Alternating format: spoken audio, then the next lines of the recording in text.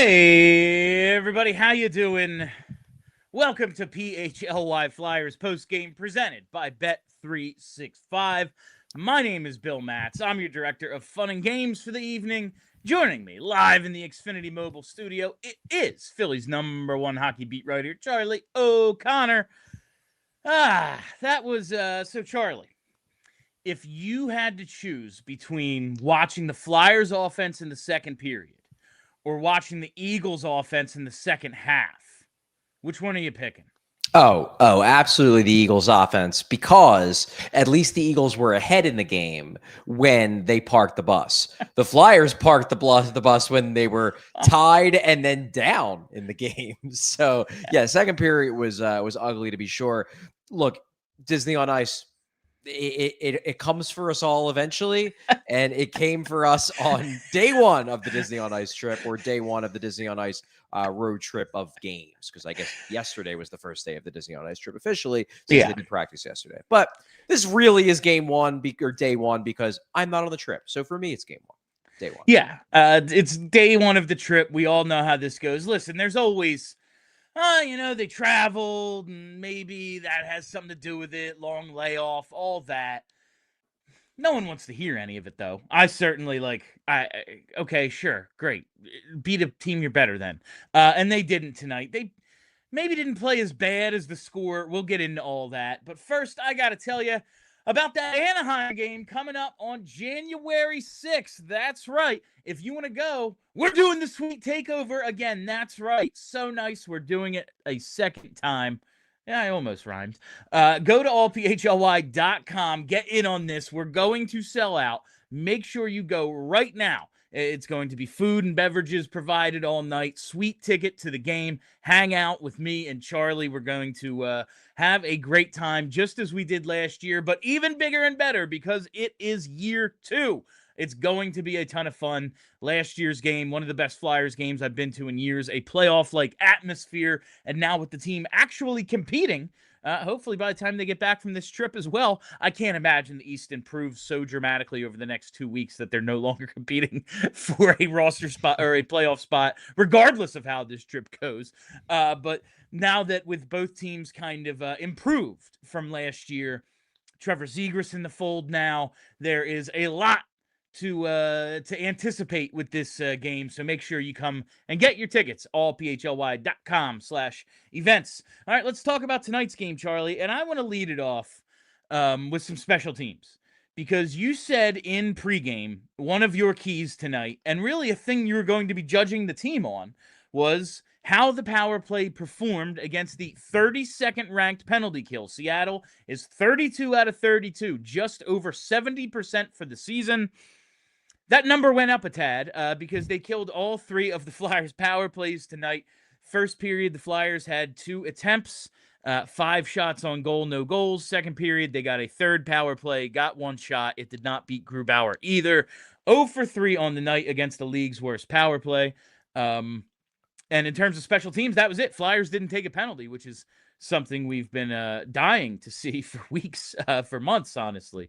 But Charlie, the power play, I thought in the first period was decent. Obviously, they didn't score, but they had some chances, especially the first one. They moved the puck. Travis Konecny maybe lets that cross ice pass go a little faster from Zegras. He may have beaten Grubauer. I thought they had their chances, though.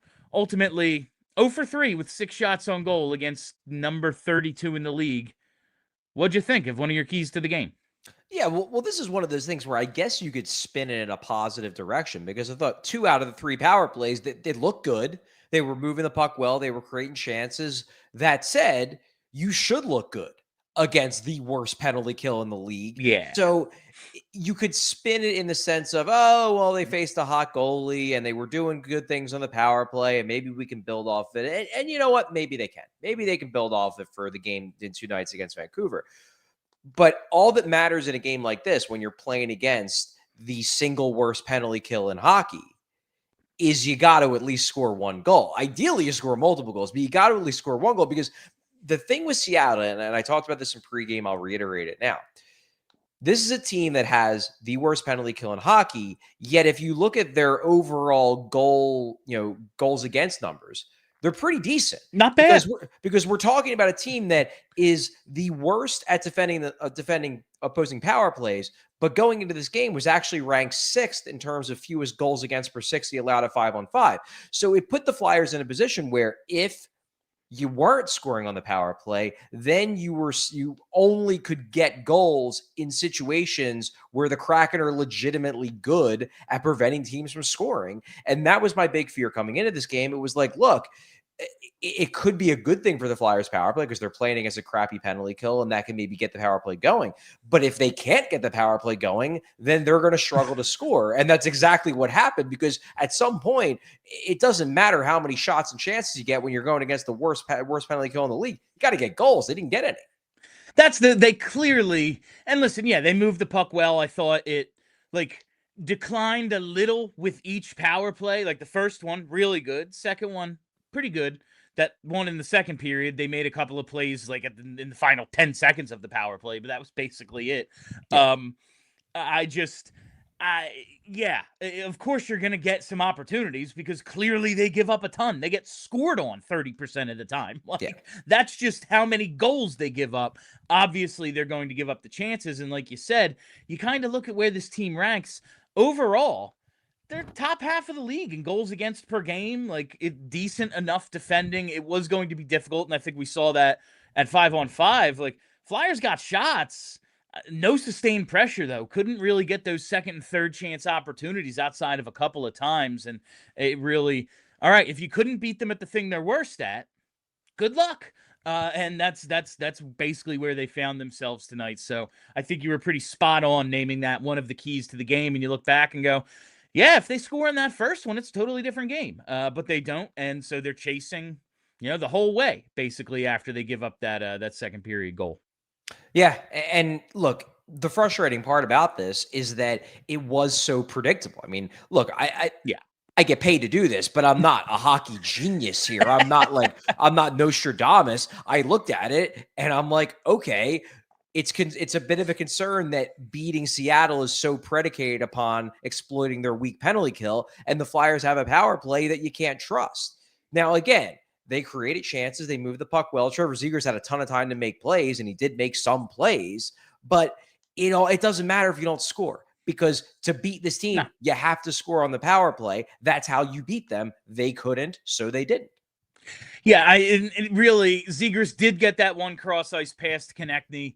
Maybe Konecny could have released it as a one-time opportunity, and Grubauer can't get all the way over to make maybe what was his best save of the night there early in the game, and that changes things. But you need more than one 10-bell chance against against, again, 32 out of 32. Can't stress this enough. It is a 70.3% PK coming into tonight's game, and really, I think that kind of tells the tale of what we saw out of the offense tonight, Charlie. But there was one forward who I think you and I both believe stuck out tonight, and he is the unsung hero presented by Togo.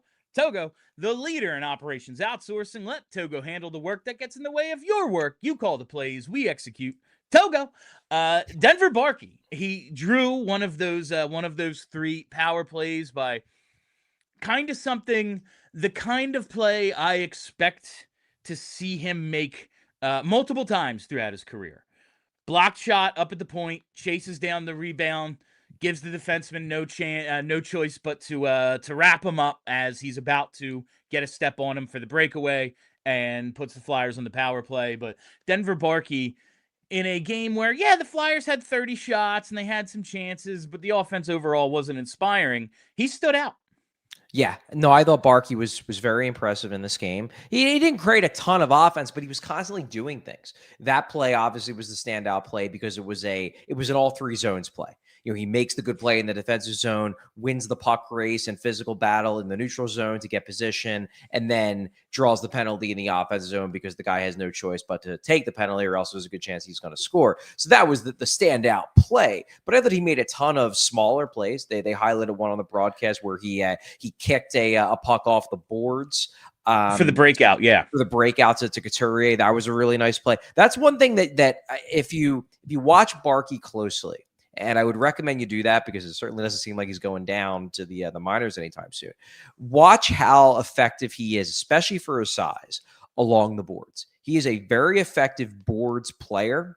And that was one thing where I'm thinking like, he's really effective in the minors. He's really effective in juniors. Is he going to stay as an effective board player in the NHL? Well, so far, he looks like the same dude because look, board play is physicality. It is strength, but it's also smarts. It's also leverage. It's also hockey sense. And he has all those things in spades. And one thing, I was having a conversation with one of my friends on Twitter about him a few weeks ago.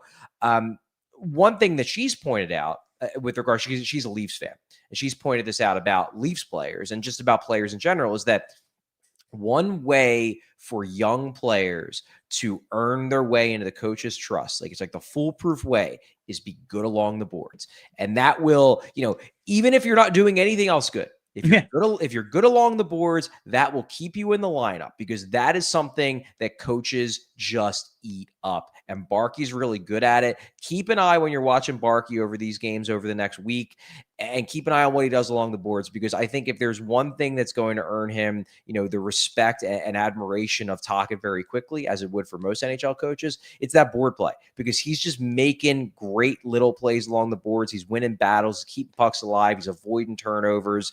It's the details, and he's always been a very strong detail player, and we're seeing it so far. Yeah, 100%. To start that third period, he had another one of those. Flyers came out fast in the third. Tippett gets that puck across to Coots for the first chance. Then the puck's behind the net. Little battle. Comes around. And Barkey just kind of shields off the defenseman, lets the puck get to Coots, who then steps out and has that backhand chance for that second chance, right after the first one. And it was just a really smart, good play. And you talk about what it takes to win those battles. The leverage thing is huge, because at his size, you got to have the intelligence to be like, no, I'm not going to outmuscle this guy, but I can get under him and use that leverage. And it looks like he's got that part figured out already, which is great. And I want to see him continue to get opportunities up here, Charlie. This is the first time you and I have had the opportunity to talk. I think you texted me once, basically to tell me you and Steve had the shows while I was sick. Appreciate that. Also realized you were like, please don't come in because you're going to kill us. Wouldn't wish that on anyone. But anyway, we haven't really spoken since Barkey got the call up, and I have no idea when our next non-game day show is going to be. So just this idea that I was kind of shocked when he got the call up. We've been saying, Alex Bump getting close. They have the veterans down there if they wanted to go that way with a Tony Dick or whatever. What did you make of it being Denver Barkey who got this call? Yeah, I was surprised. I really was. I figured Bump was going to be the next guy they called up, and if they didn't think Bump was ready, it was going to be a vet. I figured they were going to leave Barkey down at least until, let's say the final third of the season. And if he was still rolling, if he was, seeing his offense still contribute down there, then maybe he gets a call up, gets a little cup of coffee to prepare him for next season. I was surprised, but what I've kind of gathered from what I've heard about the reason, is because the big question here really in my mind is why Barkey over Bump. Now yes. Bump's hurt, so Bump wouldn't get a call up anyway now because he's out. He's week to week, but he wasn't hurt when they had this opportunity to make this decision. So it could have been either one. And what it seems like more than anything is that I think the Flyers believe that both of these guys need work. They need further development. But I think they look at Bump and they see a guy who needs further development in the details and the where to be on the ice, the what to do on the ice, the how you have to play to succeed at the pro level. That's what they think he needs more development at. Whereas I think with Barkey, they look at it as, yeah, he's doing all the right things. He just needs to get stronger. And if we believe that he's strong enough to hold his own at the NHL level. From the mental side, from the detail side, he's more ready than Bump. It's just that, like, yeah, he needs to get significantly stronger in his lower body, and he's going to be a much more effective player once he does. But in terms of all the little things you need to do to hold your own at the NHL level, like, yeah, he can do all those things, and he's probably better than the Bump is. So let's give him the first look. Like, I think that's really what it boiled down to ultimately, is that, yeah, he needs to bulk up, especially lower body wise, is what I was told at the beginning of the season. I'm sure that still holds. There's not a lot you can do in that regard during the season, but it just seems like the other stuff that he's ahead of where Bump is right now, and that's why he got the call.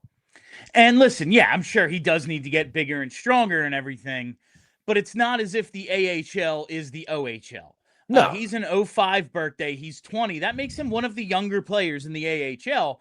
If he's not getting killed there, he can probably at least hold his own in the NHL, and we're seeing that to be the case right now. So I give the Flyers credit for recognizing that, because you and I have both been like, man, he just looks little. Like, it does. Guys with that look need to overcome the inherent bias, you know?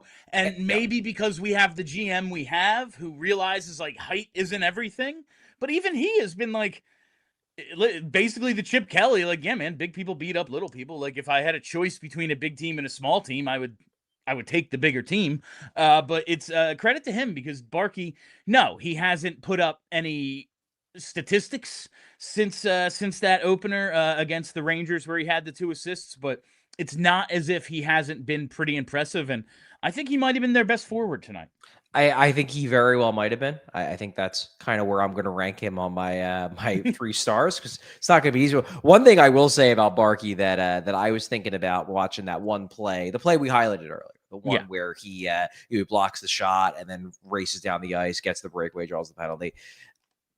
I know why they're not doing it yet, and I don't necessarily think they should rush him into this role, but it's going to be fun, because he was real good at this in the OHL. Yeah. It'll be fun with him on the penalty kill at some point. He is going to be a really good penalty kill.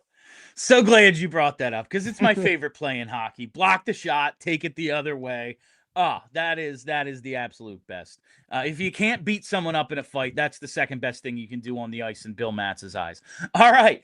On the other side, we're going to talk about Dan Vladar's game. We have plenty more to get to. We're probably going to get to some of the Zamula and Dvorak stuff as well. That's been driving the internet insane. But first, let's take a quick word from our sponsors. Just this afternoon, I'm over at a friend's place. He is pumped to be watching some football. There's some hockey games on, and I'm happy to be with him. But his setup, it's a total mess. We're talking lagging, we're talking buffering, switching between all these apps to try to find the games we're looking for. I've known him his whole life. He claims he's a big fan, but I feel like I've been fan-fished. You see, if you call yourself a hockey fan, if you call yourself a football fan, a sports fan of any kind, you gotta have Xfinity. It's the ultimate sports destination. I can find all the best games and all my favorite teams all in one place, and the way I watch, it is next level. It's the perfect fan flex. You get all the action right in your living room, plus Xfinity's best picture and sound with enhanced 4K is so clear, feels like I'm in the arena, and sometimes I can even get up to 4 games going at once with the multi-view, because why not? So next game day, make sure you're a big fan and not a big fail. Learn more at Xfinity.com. Xfinity, imagine that. Restrictions apply. Multi-view requires Xfinity 4K capable TV box. It's almost a new year, and that means it's time for a new you, and that includes your business. Have you always wanted to start your own business? Now is the time, and now is the time for all you entrepreneurs to start with Shopify. Make those entrepreneurial dreams come true. Start your business with Shopify in 2026 and become who you're meant to be. Shopify gives you everything you need to sell online and in person. Millions of entrepreneurs just like you have already made this leap, from household names to first-time business owners just getting started. Shopify gives you all the tools to easily build your dream store. Choose from hundreds of beautiful templates that you can customize to match your brand. In 2026, stop waiting and start selling with Shopify. Sign up for your $1 per month trial and start selling today at shopify.com/allcity. Go to shopify.com/allcity. That's shopify.com/allcity and hear your first this new year with Shopify by your side. What a great producer. Just truly, truly the Cha-ching. best. Yeah. I love it. All right. So I want to talk about Dan Vladar next, Charlie. Not a ton of work tonight, so obviously the stats won't be great. Stopped 16 of 18 for an 889 save percentage. Save percentage for the season drops a bit to 909. Still totally acceptable. Obviously, the goalie on the other side played a very strong game. I don't know how tested he was, but great volume numbers at least. What did you think of Dan Vladar in his, I think, 22nd start of the season? Yeah, I thought he was fine. I didn't think he was bad. I honestly think that because obviously a lot of people's perceptions of his play are going to be colored by the second goal, but I also think that the perceptions of the second goal, like this is an example of when having a goalie as your your local color commentator actually hurts you, because like anyone watching that goal, the second goal, is going to watch at him. Anyone who's not a goalie is going to watch it and be like, yeah, that's Sanheim's fault. And it was primarily Sanheim's fault. But because because Bush is a former goalie, he's going to look at that goal from a goalie's perspective. Yeah. And it's not that he's wrong. Like, yes, No. Vladar's indecisiveness there with the puck, like that led to putting Sanheim in a bit of a difficult spot. It did. Vladar could have played that better. But that's still like 80% Sanheim's fault. It's just that Bush looks at that and immediately thinks, what could the goalie have done better? Because he played goal and he probably dealt with similar situations like that all the time. Maybe he messed up in similar situations and he's almost kicking himself in retrospect for making mistakes during his career that put his defenseman in tough spots like that. But like, just because Vladar didn't play that perfectly, I don't think that puts a damper on the rest of his game, because I don't even think, like, I still think that's primarily Sanheim's mistake. Yeah, he's very much there, like reliving a conversation with a coach from a different lifetime, like at some level he did that before and that happened. But like, here's the thing, you know what, Sanheim, win the race, win the battle, get the freaking puck out from behind the net, don't turn it over. Like that's what it comes down to for me. You're the number one defenseman, make the play. Yes, Vladar could have definitely put him in a better position. Like that's no lies detected on that. Bush is correct. He's absolutely right. Like, and then after that, like Bush said, it's a game of mistakes and how you react to them. Well, Sanheim's reaction could have been a lot better as well. And if there is, however, one like chink in the armor of Vladar's game thus far, and I don't think it's as crazy as like Fedotov was last year, where it was just like, I don't know, man, God knows what he's gonna do. But the weakness, I suppose, has been puck handling a little bit, as it is with 90% of goalies. That's what I was gonna say. Like, yeah, they're not good at that because they're doing something else. The way like most pitchers can't hit, like, and they got all those pads on. I got news for you. It makes it tough to maneuver.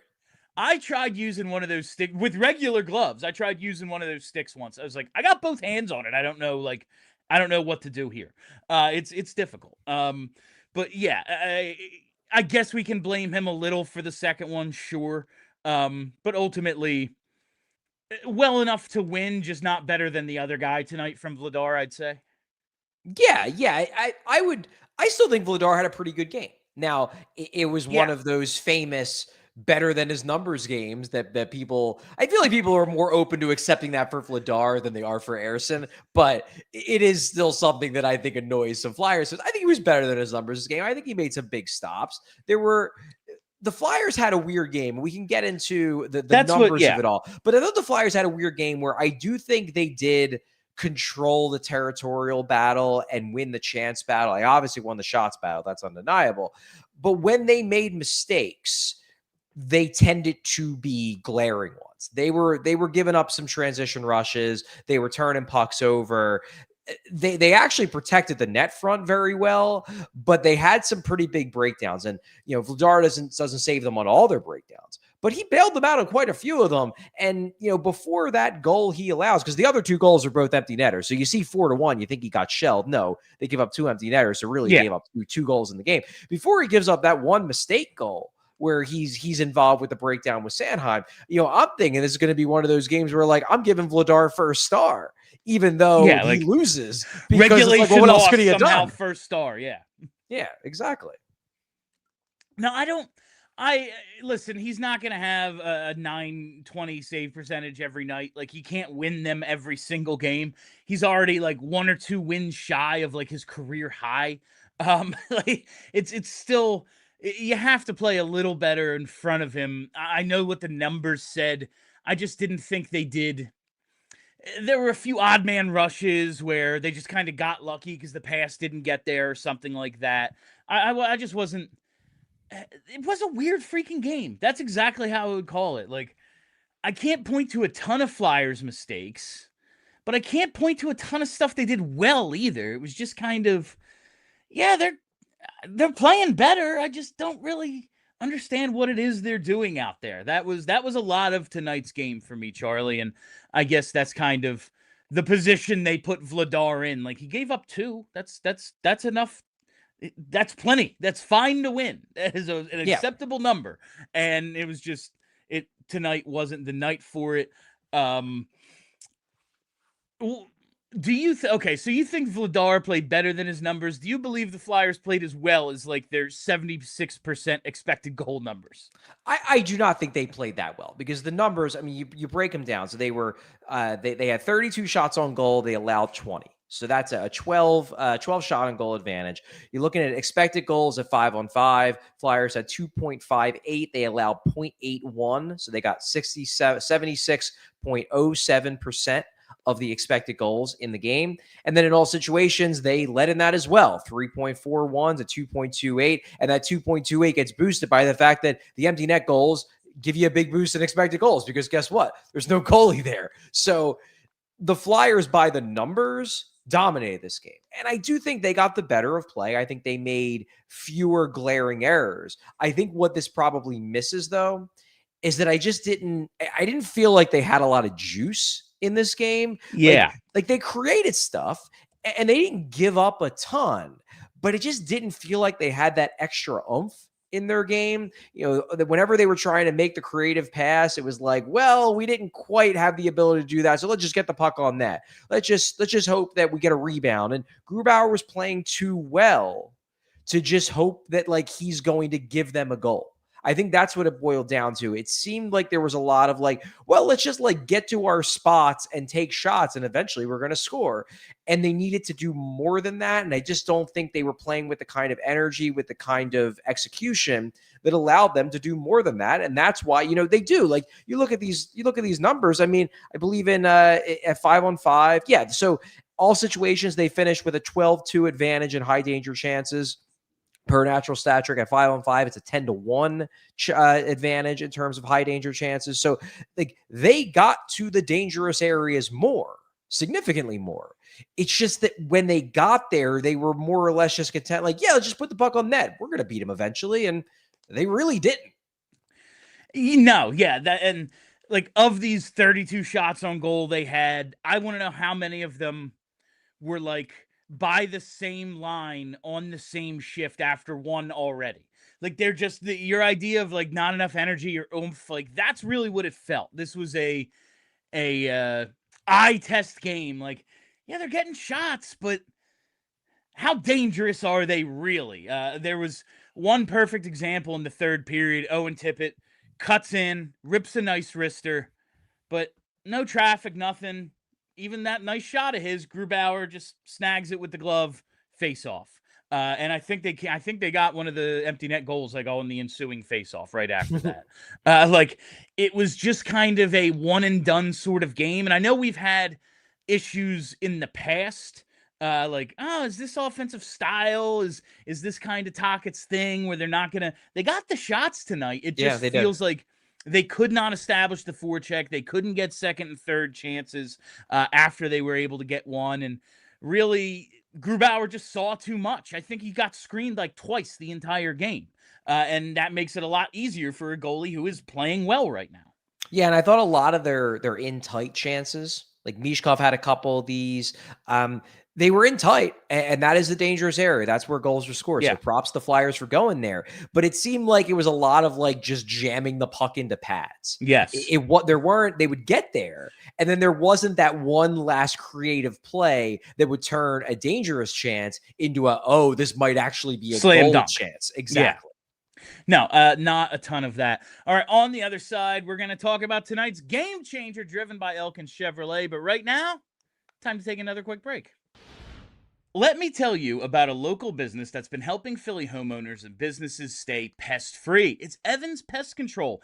And this isn't some giant national chain. They're a family-owned, community-focused pest control company right here in the Philly area, and they've been earning the trust of our neighborhoods for years.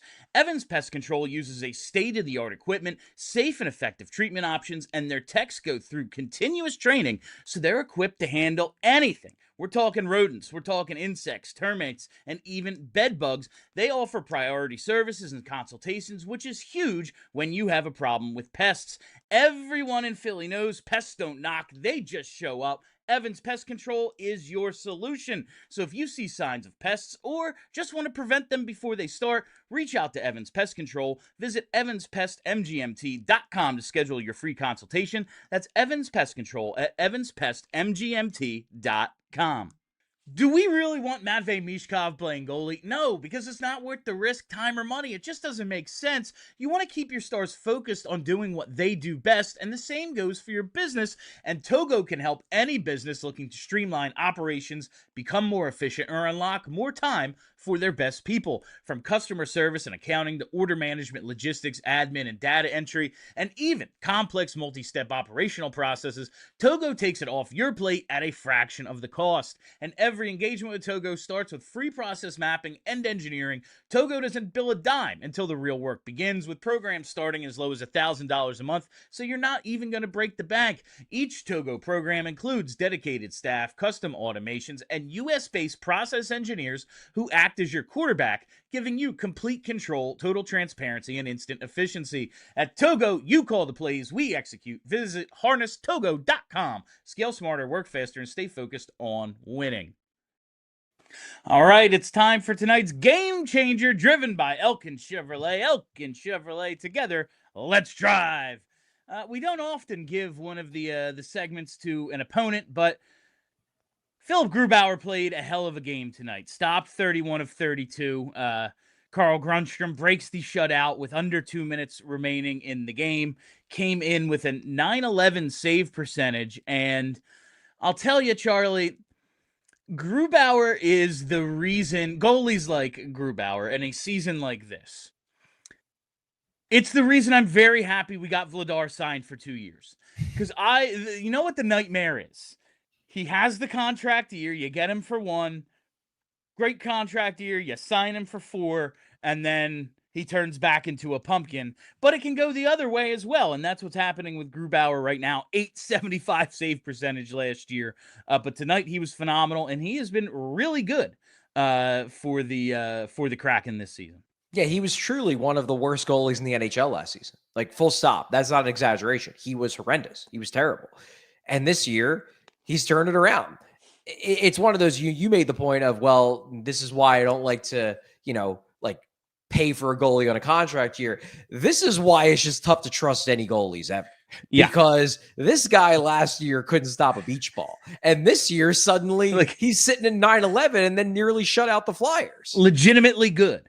I know we can say what we will about the Flyers offense, but since mid-November, it's been good. They've only been shut out once this season. And I don't know if the Flyers were as good as some of the numbers tonight, but they don't break 30 shots very often. That's not like a regular occurrence for them. And he was very much up to the task, was Grubauer tonight. And that makes him tonight's game changer, driven by Elkin Chevrolet. Just thinking back to, we talked about the power play. I think the game-changing play was the save he made on Konecny on the first power play. Yeah. That right there, totally different game if he buries that. And Grubauer gets across on the cross-ice pass, stops TK, and that's it right there. If the Flyers get the 1-0 lead, who knows what happens? Yeah, you're absolutely right. It's a totally different game. The Flyers obviously don't get 1-0 leads all that often. They're used to being down 1-0 in in games, but it does change the entire complexion of the game because number one, it gives them the lead, obviously, but number two, you get that early power play goal. And then suddenly you're feeling better about yourself in the power play, and they're feeling like it's another one of these nights where their penalty kill is going to be the reason why they lose. Maybe you build on that. Maybe one goal turns into 2 goals, and suddenly 4-1 Seattle becomes 4-1 Flyers. Instead, Grubauer makes that big save, and that was a very, very tough save. He gets across, it was an athletic stop, and the Flyers don't score. They end up not scoring any goals in the power play, and eventually Seattle gets that first goal and never gives up the lead afterwards. Yeah, it was an impressive game for Philipp Grubauer, and I'll tell you what else is frustrating. 1L, 3 Ps in Philipp. Absolutely insane. It's a difficult name to spell because of that. Yeah, I spell it Absolutely wrong all the insane. time. He just, I looked it up like 2 different times. I was like, that can't be right. No, it's right. I was at the NHL website. It was like, I'm checking Hockey Reference too. This could very well be wrong, but no, it was correct. And he is tonight's game changer, Charlie. A couple of notes. Trevor Zegras, point streak comes to an end at 9 games. He had 5 goals and 6 assists in those 9 games, a career high. I think it was like his goal streak career high was like 3, and I couldn't believe that earlier in the season. But it's hard to, like, okay, he didn't have a point tonight. It was 9 in a row. He's been awesome for them this year. Point a game player. Even on nights where he doesn't produce, man, it's been so long since we've had a guy who just stands out the way he does with puck control, chances, being an offensive force, being an offensive driver, really more than anything. He's had an impressive year even without the point tonight. The streak comes to an end at 9. You pointed out as well, yeah, maybe Mishkov didn't play his best game, but sometimes he just does those things, and that's what I'm seeing in Zegras just on a more regular basis. But with Mish, it's like, that's what I need you to get to. That level of consistency that, yeah, you didn't score tonight, but you know what? I'm not blaming you for this one because you score every night. Yeah, and Zegras made plays. Look, he wasn't perfect tonight. He had some turnovers. He had some fumbles with the puck. You live with them. Yeah. But you live with them because he's making plays. He's creating chances. I mean, we just talked about that Konecny chance. That was off a Zegras pass. You know, Zegras is on a nightly basis creating offense for this team, even when he doesn't get points. And obviously, it had been quite a while since the last time he didn't get points. But even when he doesn't get points, it's not like he's invisible. It's not like you're not noticing it. He's a very noticeable player. He's doing things with the puck. And while he hasn't been perfect defensively, I think he is improving defensively relative to where he was in Anaheim. He's never going to be a Selke level winger by any means. He's probably never even going to be a plus level defensive winger, but he can be not a liability. And I think most of the season he's been not a liability on the wing. And hey, maybe he gets better and better, and maybe at some point they give him a longer look down the middle. But at wing, he's excelling. I'm not going to be too. I'm not going to bang the gotta move him to center drum. Like, yeah, I'd love to see him do real good at center too. That would solve a lot of problems for the Flyers. But he's excelling at wing, and this year I'm fine if they largely keep him a wing, aside from the random off game like on the Saturday before Christmas when Dvorak couldn't go. Yeah, Charlie. Trevor Zegras doesn't pick up any points tonight, but the fourth line, break them up, baby. They can't be stopped. Grundstrom scores again tonight. He's got 6 goals in 11 games. Grebenkin and Abels both get assists on the play. What is it that, like, is it just kind of 3 guys with skill sets that kind of work together? Like, why suddenly, after the fourth line just could not do a thing all year, are we seeing decent play? They won a bunch of shifts tonight. I thought they were pretty freaking good tonight. Abels continues to look like, okay, you know, with not Delorier and not Hathaway, maybe he is an every night NHL player. What are you thinking of this this new look fourth line now that they've sat both of the veteran wingers? Well, I mean, number one, it's performing better because it's a better fourth line. I mean, Delorier is, as I've called him multiple occasions, he's a specialist. He's a fighter. Hathaway in the past has been a good fourth liner, has not been a good one this year. So you've upgraded at 2 spots. You've upgraded with Grundstrom and Grubauer, so it's just better on paper.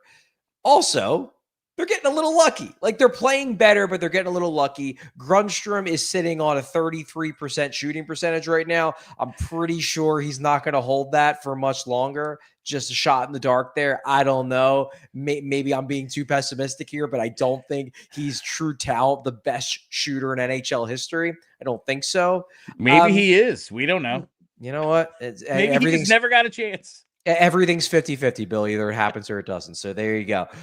Also, maybe this is just some positive regression for Rodrigo Abels, because Abels had, I don't think he was especially impressive over the first 2 months of the season.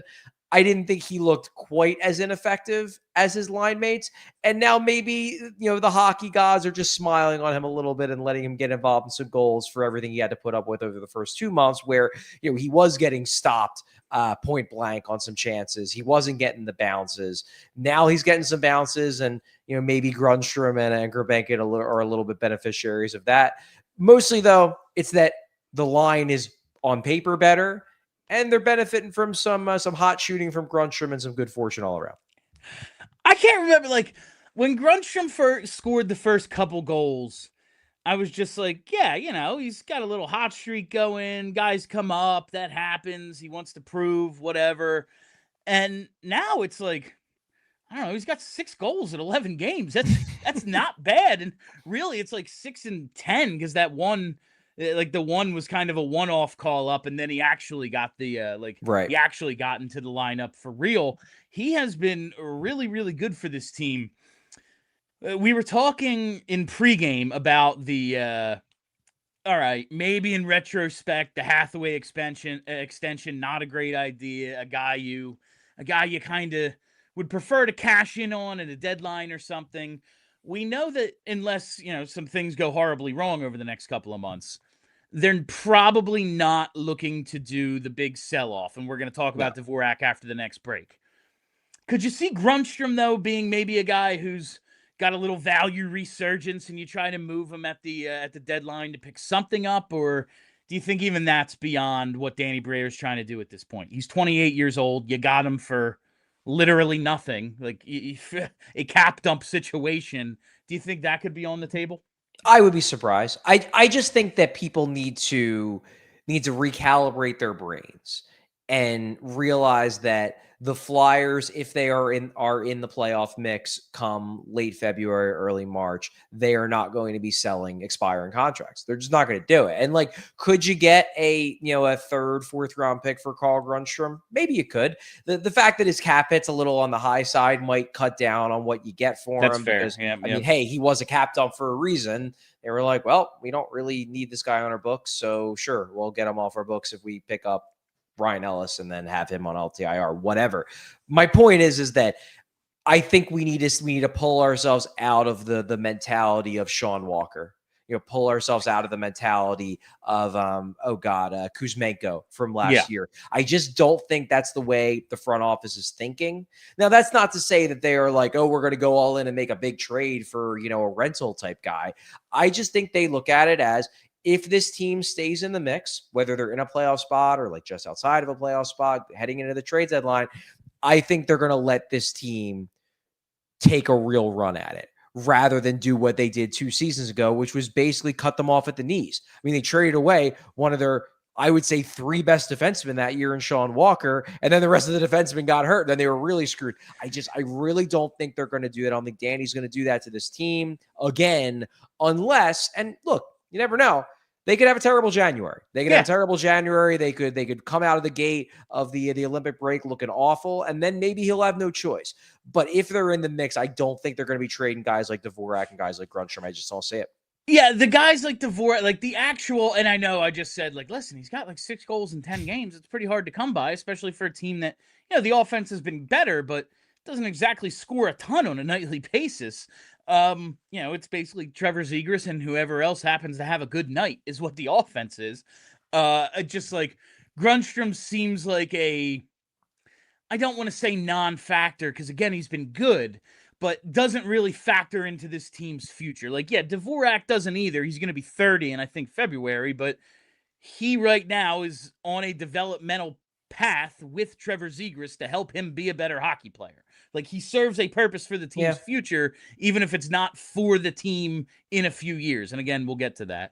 But like, I'm looking at the situation as we got guys like Bump who could easily fill into that role late in the season, something like that, or AHL vets.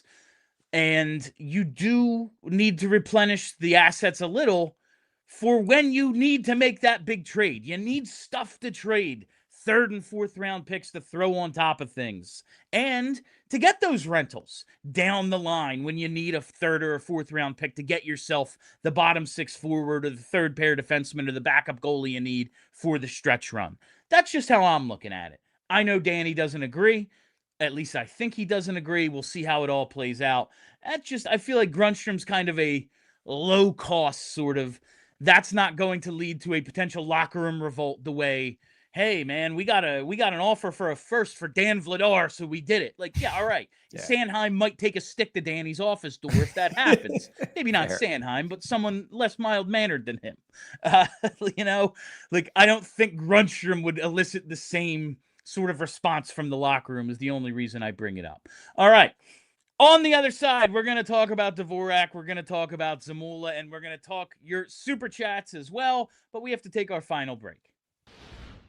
Listen, we all know how hard it is to stay on budget this time of year, and it can be so stressful between travel, gifts, hosting, entertaining, you name it. It's so easy to lose sight of your money and financial responsibility this time of year. So if you want to keep your finances under control this holiday season, you need to be using Monarch. Monarch was rated Wall Street Journal's best budgeting app of 2025, and Monarch is the all-in-one personal finance tool that brings your entire financial life together in one clean interface, either on your laptop or on your phone. And right now, just for our listeners, Monarch is offering 50% off for your first year. Seeing all the travel and gift expenses adds up already this time of year was shocking for me, and Monarch was a wake-up call. It made me stop and adjust my spending before the credit card bills arrive. Don't let financial opportunities slip through the cracks. Use code PHLY at monarch.com in your browser for half off your first year. That's 50% off your first year at monarch.com with code PHLY. Everybody's got their favorite hard tea. It is the cool thing right now. But have you ever turned the can around to read what's inside? Well, most of the time you can't because the others won't tell you what their tea is made of. And while others hide what's inside, Crooked Tea brags about what they've got because Crooked Tea brews real USDA organic tea for real flavor with zero sugar. There's no fake junk hiding behind the label. What you see is what you drink. So next time you're at the store, flip that can. And if you can't find the ingredients, just put it back on the shelf and then grab a Crooked Tea, zero sugar, real tea, and fully transparent. Philly recognizes real. Don't drink that fake stuff. I just served a bunch of these at a holiday party I had. They were a huge hit. People love them. They come in a bunch of flavors. I'm partial to the raspberry. Check out what suits you best and crack one open. You know what you're getting because it's all on the can. Why drink the fake stuff? Crooked Tea. The only thing better is a strip sack in the Super Bowl. Visit crookedtea.com to find a store near you. Go Birds and let's go Flyers. All right, welcome back. Charlie, before pregame, you're like, so we're going to save the some of the Elliott stuff for postgame. I was like, yeah, we'll get to it then. And I hadn't really realized the extent to which people are freaking out about some of this stuff. And are they really? What? No, I'm actually not aware. Like, I've been avoiding Twitter. People are going crazy over it. I know that people in our Discord, in the PHLY Discord, if you're PHLY diehard, join the Discord. I know they were very agitated by it, but it's the holidays. I don't need Twitter in my life.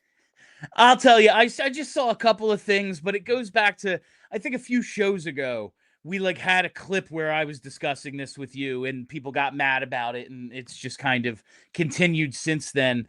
But we have some quotes on this and the Zamula situation. I want to do Christian Dvorak first, Charlie, because this was on Hockey Night in Canada. What's today? Sunday. So last night, the Flyers and Dvorak are talking extension. I think everybody here would tell you that that it has to work for both sides to happen. He's played very well there. He's got 24 points in 35 games. And what I can say, Ron, is that there are other teams out there that do not expect Dvorak to hit the market now.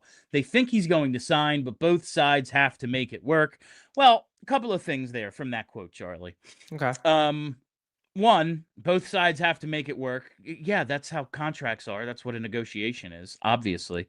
Like, you can't just hold a guy hostage. Like, I guess you can in RFA to some extent, but like, to a degree. Anyway, there are teams that don't expect Dvorak to hit the market. No one expects anyone to hit the market. Like, that's just the way the salary cap works now, where everyone's re-signing their own guys no matter what.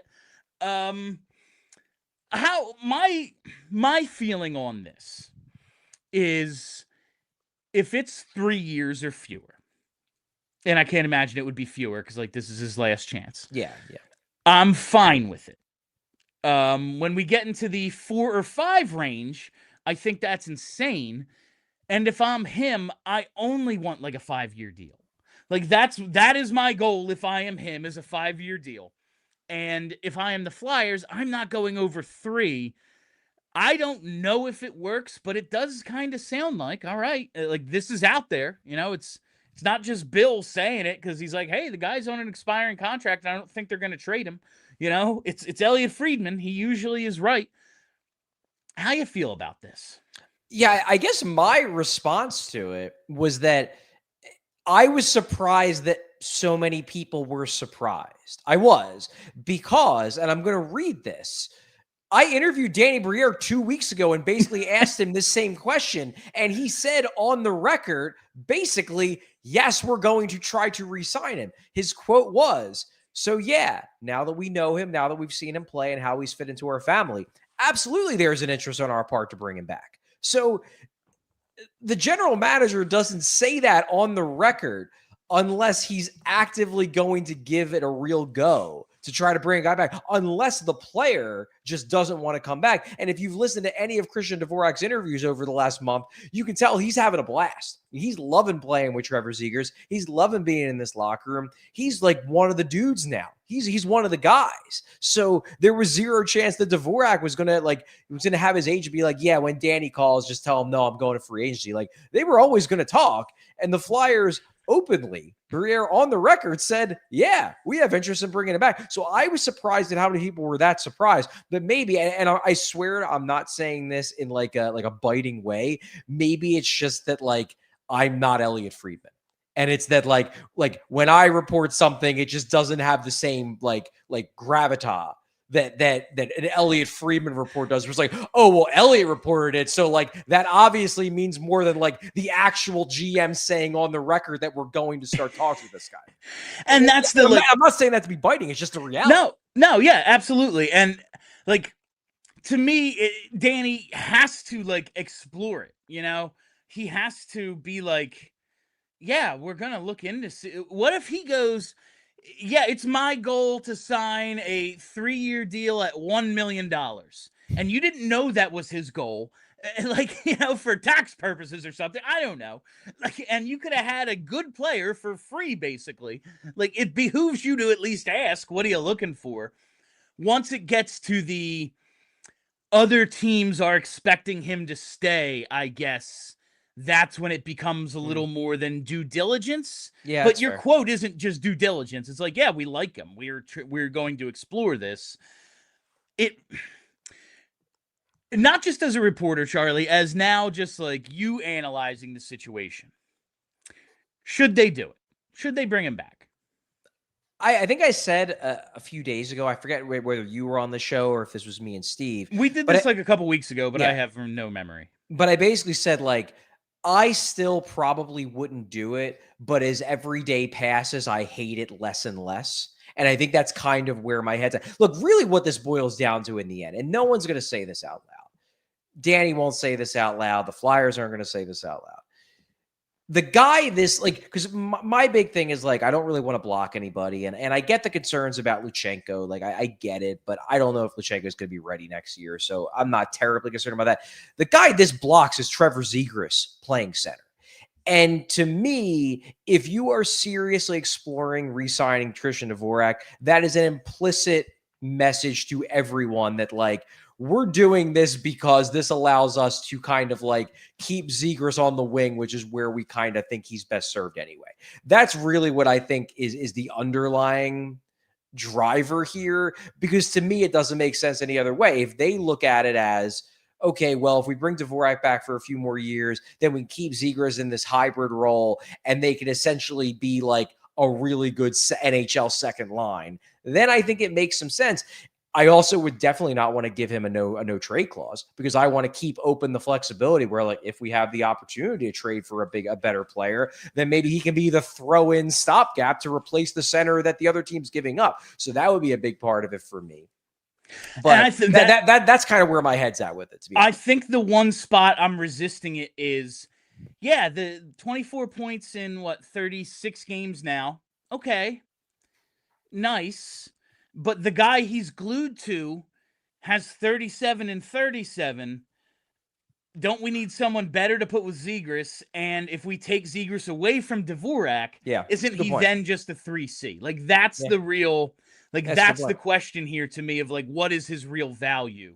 When if they are going to do this, like, if the idea is, well, he's tied to Trevor Zegras, like, well, maybe he shouldn't be.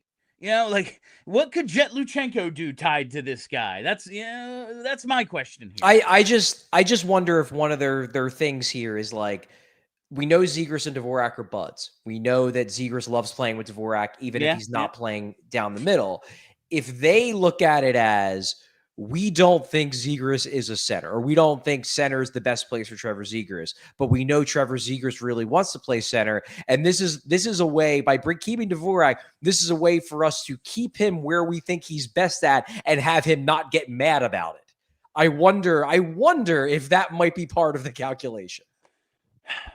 It makes sense, especially while you are going to need Zegras to sign an extension at some point as well. I understand that. All right, let's hit the Zamula situation real quick. I don't think it requires a ton of time. No, not really.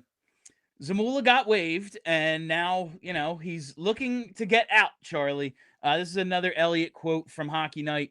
One player who I think is trying to work out something is Egor Zamula. He was sent on waivers earlier this year. He's at $1.7 million for this year and next. He's represented by Alex Teixeira's agent, who terminated his deal so he could sign as a free agent in Montreal. I believe the offer is there to do this too. I think there'd be interest at a lower number. Philly prefers a trade for a player who can help them at the AHL level or later this year in the NHL. But Zamula is going to be a name to watch because he cleared waivers and he is an NHL defenseman, just not at that number now for Philadelphia. Yeah, I mean, in all honesty, and I will say that there is that this isn't 100% correct on Elliott's part. He only has the one more year left on the deal, so he's he's a free agent come the summer. I don't think it's a terrible thing, because I just don't think Egor Zamula really fits here anyway. I guess you could position it that it's good. It would be good if they got out from under the cap hit. But again, it would be one thing if Friedman was right and he had another year on the deal. Then it'd be like, yeah, okay, why not? Make sure that we don't have $1.7 million on our books for next year, when maybe this summer we're going to go big game hunting. It expires at the end of the season. So because of that, I don't really know what the Flyers, I don't know what the Flyers' incentive is here to do it, unless they know for an absolute fact that there's no team that would trade even like a Christian Kyrou type for him. You know what I mean? Like, that's the only way I see the Flyers doing, because they know that they can just wait it out with him, keep him down the minors the rest of the year, and then not issue him a qualifying offer in the summer and then wave goodbye to him for nothing anyway. So, and they don't have any desperate need for the cap space that Kill and Deal now would do anyway. So I understand why Zamula wants out, because he wants another shot at an organization that maybe would value him more at a lower cap hit. I just don't know why the Flyers would do it unless they are just ready to just wash their hands of the guy. I guess I'm just trying to come up with a reason to be nice. To be nice. Yeah, to be nice. Like, I can't, like, you know what? We don't want to be one of these organizations that is holding somebody hostage. You don't want to be here, you can freaking go. I don't know. Maybe that would be the Yeah. motivation. Yeah, and another motivation, I guess, like Dan Milstein is the agent that Elliott's referencing. Milstein represents a lot of Russians. And maybe the Flyers are thinking like, well, this could be like some money in the bank with an agent that we want to stay on his good side because, hey, we might be bringing some other Russians over in the not so distant future, and we want to have good relations there. So that could play into it too. I just, I don't know. I guess I see the Flyers' perspective as well, where it's like, look, Zamula isn't that good, but if we have a rash of injuries, like he can play. We know he's an NHL player, and we're trying to make the playoffs. So maybe we just don't want to give him up for nothing. And with that, we're headed to overtime. Go to allphly.com to finish watching the show. And the only thing left, it's your super chats. Super chat. Singular. Super chat. I don't know if we need 3 stars tonight because, I don't know. Oh yeah, we didn't do 3 stars. I guess I should do 3 stars. Yeah, let's do 3 stars real quick, Charlie. Who's star number 3? Star number 3, I went with Dan Vladar. One of those better than his numbers games, I would say, from Dan Vlastar, as you like to call him. Not perfect. Obviously, could have played that second goal better in terms of setting up Sanheim to not be in a bad spot. But again, Sanheim could have made the play. So not going to kill him for it. Vladar, 3rd star. Who is star number 2? Yeah, star number 2, I'm going to kind of go a little off board here. I'm going to give it to Cam York. I thought York had a good game. Underlying metrics in this game were stellar. He had a on ice expected goal share of 89.58, and while he was on the ice for that Vladar Sanheim mistake goal, I really don't pin that on him. He was kind of just an innocent bystander there. I thought York made good plays. He pushed the play up ice. He took heavy minutes and did a good job. So I'm giving him 2nd star on a night where it was kind of hard to give anybody a star. And tonight's first star of the game. Yeah, we talked about him, Denver Barkey. Barkey made plays. He was energetic. He was noticeable. And he continues to impress in a short time thus far as a Philadelphia Flyer. All right, let's hit that super chat and then get out of here. Tonight's one and only super chat, apparently, is from JH. It says, oh no, we suck again. It is a Waterboy reference. Thank you, JH. It is. Certainly not the best game for the Flyers, despite whatever the analytics said. It's the first game of the roadie. This happens. We've seen them. It was that Florida trip. They get off to the bad start in Tampa, and then it's like, oh yeah, and then they were great after that. Perhaps that's the sort of road trip we are off to, where it's just a little stumble, and then you get going once the trip gets underway, Chuck. I would hope so. And it's not like the teams they're playing on the rest of this trip, at least for the next 2 games. Vancouver, who they already beat just last week, and then Calgary, who, up until a few weeks ago, they were like by far the worst team in the league. Neither of these teams are terribly difficult teams to beat, so you would hope they can at least get one of those 2 games, if not both. Then they get Edmonton, and it's Connor McDavid, and all bets are off. And we will be with you right here for pre and post game for both of those and basically that whole schedule there. So make sure you tune in right here. But that is all the time we have for you on PHLY Flyers post game tonight. Thank you all for listening. Thank you for hanging out. If you haven't already, follow us here on YouTube. Hit that subscribe button and hit that like button. Not enough likes. I can't see the number, but I know it's not enough. Follow us on Twitter at PHLY_Flyers and follow the podcast wherever you get those. Just search PHLY Flyers. All right, I am Bill Matz. That is Charlie O'Connor. Till next time, be excellent to each other.